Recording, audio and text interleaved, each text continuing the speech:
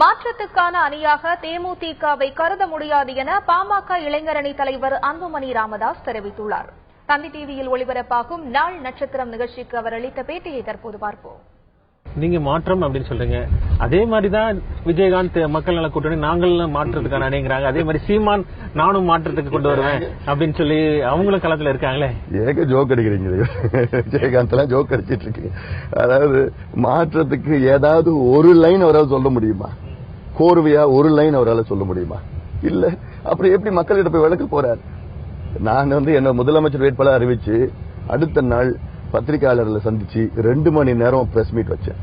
நூற்றுக்கணக்கான பத்திரிகை நண்பர்கள் இருந்தார். தெளிவா 2 மணி நேரம் சொன்னேன், this is my vision for Tamil Nadu. இதான் நான் செய்ய போறேன், இது செய்ய மாட்டேன். விஞ்ஞான ரீதியில இதுதான் பிரச்சனைகள், இதுதான் தீர்வுகள். My blue print, my vision for Tamil Nadu.